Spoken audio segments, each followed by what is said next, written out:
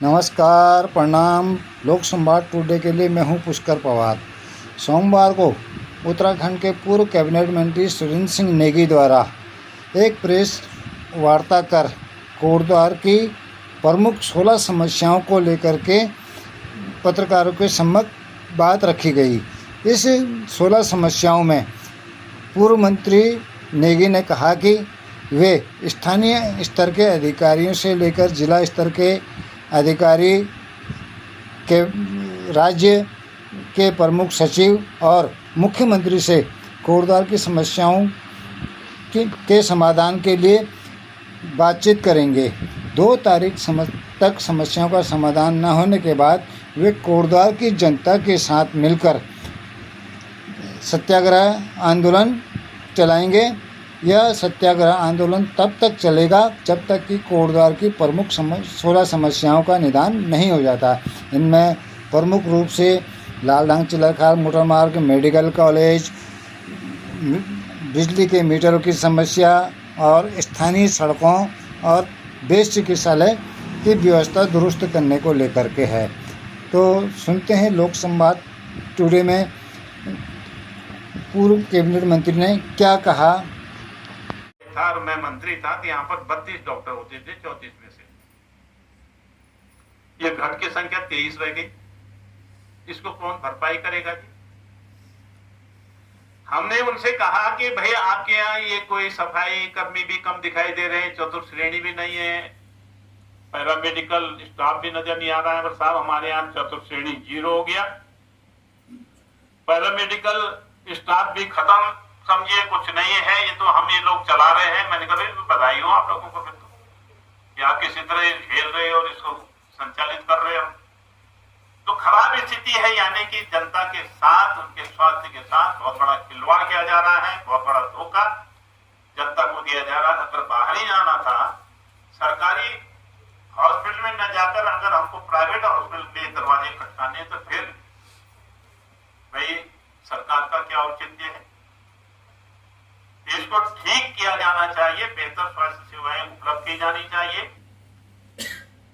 शिक्षक आजकल आंदोलित ठीक भी है। अब ये बताइए कि जितने भी राजकीय विद्यालय हैं, चाहे हाई स्कूल हैं, इंटरमीडिएट हैं, उसमें जो व्यक्ति रिटायर हो जा रहा है उसकी जगह नियुक्ति नहीं हो रही है। तो विद्यालय में टीचर्स की संख्या 0 के लगभग होने वाली। उनमें त्रुटियां बहुत है, यानी कि पहले 2 महीने का जो बिल 1500 रुपये या 2000 आता था किसी घर का, आज वो 2500 से ज़्यादा एक ही महीने का आ रहा है। जिसका मतलब जो है जो मीटर लगाए गए हैं वो दोषपूर्ण हैं और क्वालिटी के मेंटेन करने में मैं समझता हूँ उनको देखा नहीं गया, और जब उनको लाया गया तो उनकी जांच ठीक से नहीं की गई। तो इनको तत्काल प्रभाव से रोका जाना चाहिए लगाने के लिए, और इनको बदला भी जाना चाहिए, पुरानी व्यवस्था को बहाल करना चाहिए। तो इसमें कुछ कांग्रेस पार्टी को आंदोलन वगैरह करने की आप बात कर रहे हैं? मैंने कहा कि मैं 3 तारीख से सत्याग्रह इस पर काम करूँगा। ये जो 16 बिंदु मैंने अभी आपको सुनाए, इन पर बहुत सख्ती से, बहुत गंभीरता पूर्वक हमने एक निर्णय लिया है कि अब जनता को और त्रस्त नहीं होने नहीं दिया जाएगा, और इसके लिए जन आंदोलन किया जाएगा। आपके द्वारा चलेगा क्या कुछ चलेगा? वो उस समय देखेंगे। इसलिए अगर इससे मैंने ये जो 3 तारीख का समय दिया है, जिलाधिकारी स्तर के जो मामले होंगे जिला से बात करेंगे। अगर नहीं उनका समाधान होता है तो उसके लिए आगे बढ़ाएंगे, और जो राज्य सरकार की जो परेशानियां जो उत्पन्न की है उन्होंने, उनका समाधान वहाँ से नहीं होता तो उसको आगे बढ़ाया जाएगा। धीरे धीरे जो 16-17 बिंदु हमारे हैं उनका निस्तारण। अभी आपने कहा कि मैं 3 तारीख का जो अल्टीमेटम आप दे रहे हैं राज्य सरकार को या प्रशासन को, विभिन्न जो क्षेत्रीय समस्याएं हैं उसको लेकर के, जो ये आंदोलन की रण पृष्ठभूमि है, ये आपके द्वारा निर्धारित है या पार्टी कैडर के द्वारा इसको आप कर रहे हैं?